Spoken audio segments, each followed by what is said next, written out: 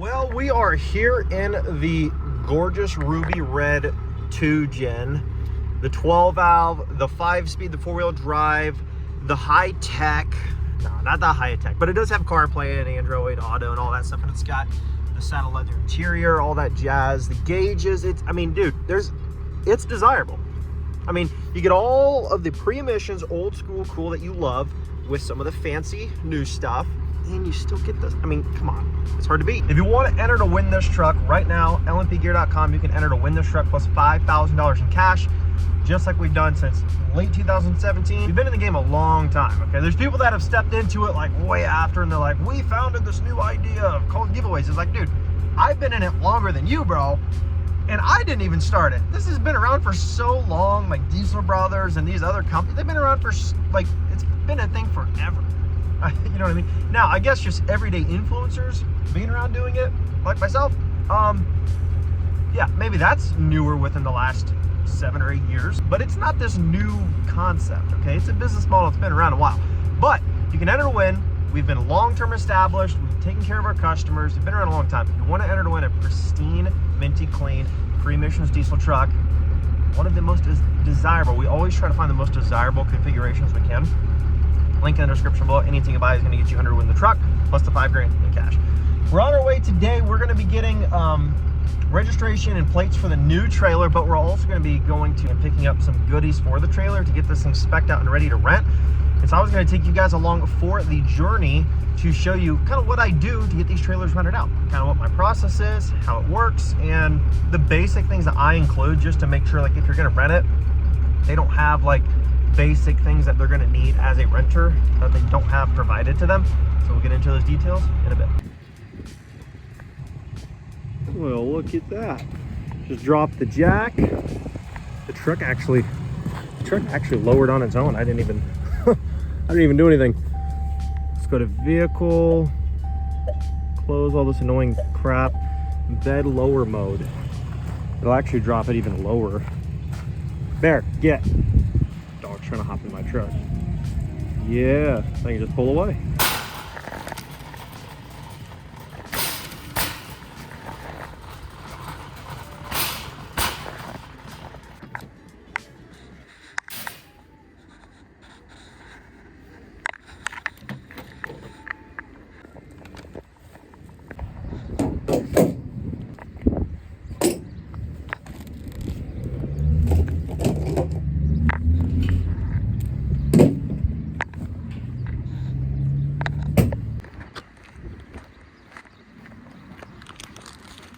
We got the battery, we got straps, we got some extra tie down items. I got a new pin for the toolbox. That way that toolbox lid doesn't come open if we've got stuff in it and they're going down the road. The pin that he gave me fell off on my way home yesterday, so I had to buy a new one, and this one's gonna be a lot better. It's gonna be a little more bulletproof and it won't come off. But now I've got to head over to Harbor Freight, and I've actually got to grab a 12,000 pound winch, and then also I got to rush back to the farm because somebody's renting out another trailer. Well, we made it back to the farm. Yes, I know I'm not buckled. I'm not on a public roadway. I think we're fine. I did get all of the things we're gonna need for this trailer, so let's hop out and show you what we're gonna do. So here's a trailer in the daylight. Actually, I don't know how good of a look you guys had at it the other day. Here's a toolbox, winch plate, all the D-rings, the chain locks. Pretty slick. For what I need, it should work pretty nice. And something that I didn't realize, this trailer actually has heavier duty axles than a lot of the trailers I was actually looking at to compare.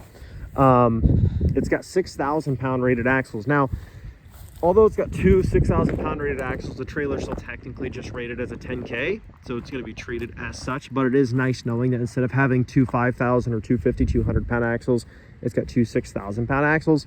It's just the small beefed up components of the trailer that is going to help the thing last a lot longer, take a lot more abuse without actually having a lot of problems. So everything on it is pretty slick. Ramps are slide outs with quick pins on the back.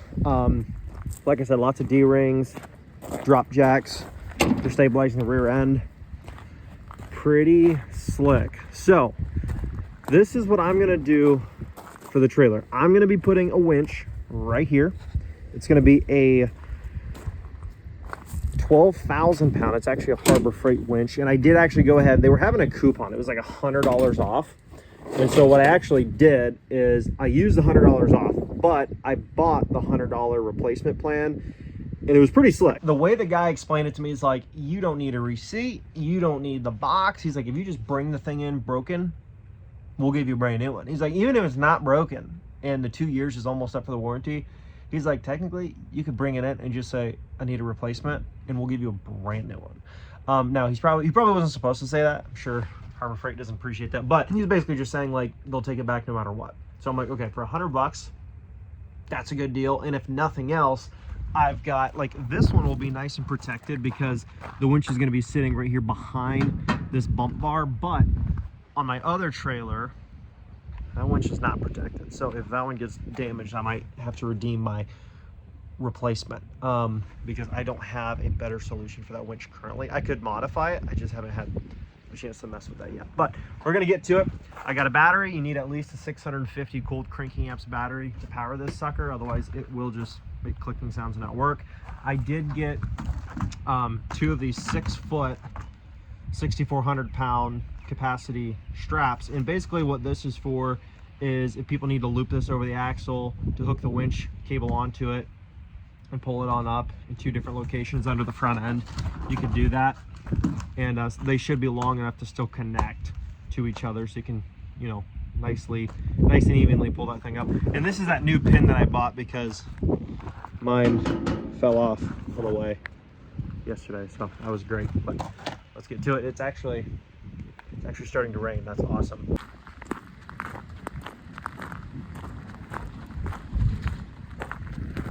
And there goes another rental. And if you're nice to people, they're nice to you. Like I had, you know, put a set of magnetic lights on that trailer last week. Same guy rented it.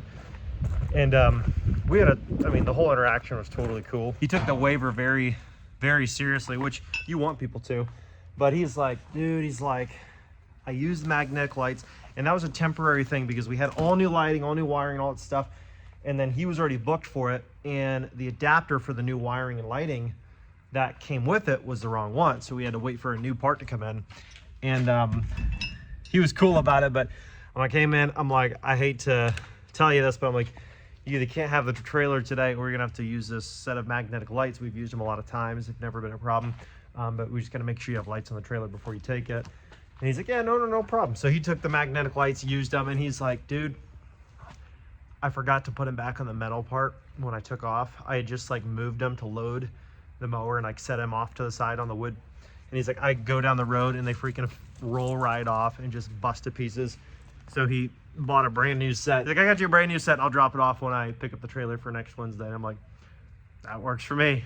I'm like, sorry that happened to you, man. He's like, no, I'm just not used to using magnetic lights. I'm like, well, when you come here next week, you're not gonna have to worry about that. But I'm like, I appreciate you doing that because, you know, honestly, like the trailer, I mean, I gave you the option. You're either gonna have to use these, which isn't as ideal because I wanted to make sure you didn't not have the trailer if you needed it. But I'm like, you know, should have just waited until we had the proper adapter, then you didn't have to mess with that. And he's like, nah, it's not a big deal. So he was super cool about it. And he actually prepaid in advance for the following week for the same day to rent it again. So when you're good with people, people are good with you, things are kosher, it's good to go, man. So let's get this put away on the truck here. And nothing's bolted in place, but this is pretty much how this winch kit is gonna look. So they literally make these winch plates like specifically to be able to fit the Harbor Freight 12,000 pounds. It's actually like, it's perfect. It sits here, and I'm actually gonna mount the bracket with the rollers and stuff on the front here. Just literally set it there, mark my holes, drill them, and then that way there's nothing in the way that when you're winching up vehicles, you know, you don't have somebody accidentally have a lower vehicle or something stupid and they're not paying attention to how far it's getting and like smash into the winch or smash their vehicle, and then they want to blame you for something stupid. I mean, they could do that no matter what. It doesn't have to be the winch, but this is just going to make it so much nicer. It's going to look so clean. And that is another factor people do consider when they're renting trailers, is like, does it look like it's a legitimately nice user-friendly setup, or does it look like it's going to be a problem? And just anything that looks more streamlined, more professional, more well put together, it's just going to get more attention. So the first step, so that way I can get this on before I put the winch here and get it in the way, is I did get the front bracket with the rollers in place. So that is now in place. All I did was I set it right here on this lip, marked where the hole is going to be on each side, moved it, drilled the holes through, and it came with the washers, lock washers, and the nuts to go on there. Now I've got a perfect slot there with the rollers in place to run your cable once you get the winch bolted down. So here it is, finally all assembled. I do need to vacuum or brush off some of the metal shavings from drilling holes, but you can see underneath all the bolts are ran for the winch, and we've got the front bracket here with the rollers on it, and I've just got it pulled off to the side here, hooked onto this deer ring. But check it out, looks freaking sick. I do love the design so much more that it's actually integrated into the back bar of the trailer instead of the way I have the other one. And I'll show you the other one before I take off here and wrap this up, but check it out. Look at that.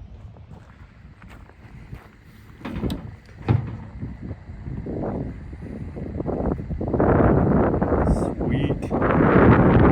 Winch ready. Wiring all done. Let me show you the toolbox kit too. So this is kind of like the basis of what I actually keep in the box.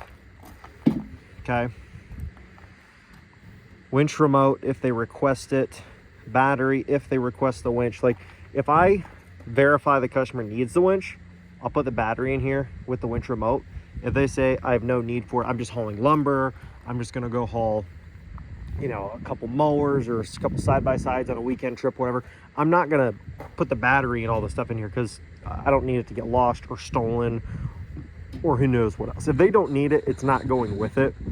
That's just kind of the policy that I have. So if they request it though, it's no extra charge, and they can have the battery and the winch remote with it to use it if they need. So pretty sick. And I've got 4 straps in here at a time, 4 heavy duty straps. Now if they request more, I have more, and I always keep more on hand. I've actually got 2 more sets of brand new straps that are in the barn that I use as backups in case somebody comes up with a broken strap, which has happened, and somebody's got to pick it up an hour later and you don't have time to run and grab straps. Just keep some extras on hand. These are literally at Rural King, 3,300 pounds, 10,000 pound braking strength, but they're literally at Rural King for 10 bucks a pack. You know, it is what it is. Just buy a few extras, have them on hand. There's the setup, and then it's pretty slick. I'm not gonna lie, with this battery in here, the toolbox is a little bit cramped. Now it's definitely way bigger than the other toolbox setup that I have because it's actually built to hold a battery and some straps versus the other one I have on my other trailer's not. But check this thing out though, it's all hooked up, keep it out of the weather, and the battery cables run up through the bottom of the battery box, or the bottom of the toolbox. And this is just if the lid does try to fly open, it'll, you know, kind of keep it down in place there. But there's the wiring, there's the cables, they run up underneath. I do have to snip those ends, I just haven't had a chance to do it quite yet. But check it out, the new trailer setup is pretty sick.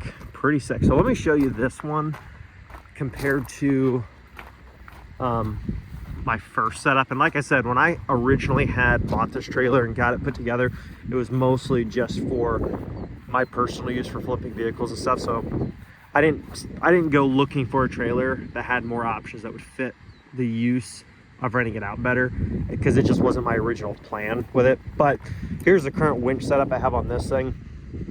If I do change this, which I might at some point, my thought process if I were to do this again is I would probably just get some C-channel framing, almost exactly like what this trailer is made out of, flip it on edge, have it welded in 2 places, and have it welded to the, you know, main frame bar of the trailer here, and then mount the winch right down here on a platform welded between the framing here on the tongue.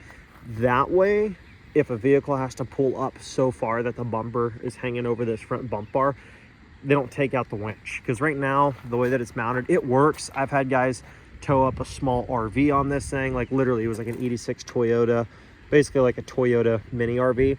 a guy towing a Mustang on an old smaller pickup truck. Like, I've had a lot of people use it, believe it or not, already. And the bar is not bent. It has not pulled in. It hasn't had anything go wrong. So it's worked, but definitely not ideal, and it's going to cause a problem, I'm sure, at some point. Well, it's actually the next morning. I forgot to film an outro on that video last night. Actually getting ready to edit that video up right now, and I totally forgot to film an outro. But I figured, hey, it's a good opportunity. I could show you a little bit of my office room where I work. Check this out. Yeah.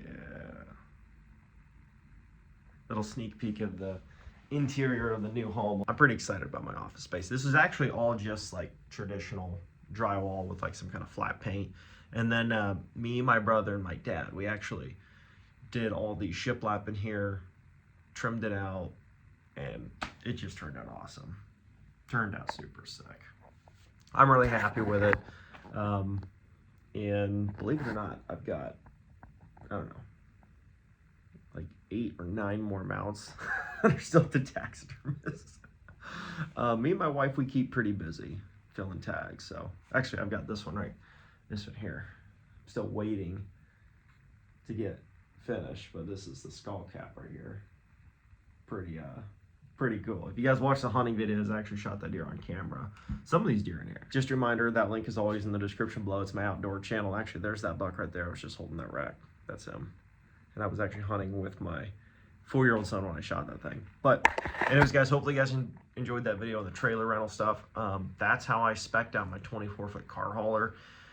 And I'm going to get other trailers. I'm going to keep expanding. My main goal right now is to get that one. Now that I got the other one pretty consistently booking, I'm going to get this one ready. I'm going to get it listed. I actually just listed it last night, and I had 2 people message about it. And the one guy was like, hey, I don't necessarily need it today, but I do need it in a few days when the weather's right. What's your number so I can take it? And then another guy's like, hey, I don't need it today. Same type of deal. He's like, but I'm always looking for rentals. I just realized you're right next door or like right down the road or something. And I don't ever put my exact location when I'm using Marketplace. It'd be different if I had a legitimate business location and I could list it on Google Business and stuff. But in terms of like when I'm just putting out those posts, I always make it like within 3 to 5 miles of where I'm actually at. And then I just shoot them an actual address once I vet through them, just because you just never know. But anyways, other than that, I think it's going to do pretty good. And I do have this one bumped up at a little bit higher price, and I'm going to see how that goes. But the important thing is getting it on Google, getting an actual business landing page, stuff like that. And then I think for really, really cheap, you can run some local Google ads. And something I'm going to do, just something I'm thinking about, is actually incentivizing some of my customers to leave me some Google reviews to kind of help me rank.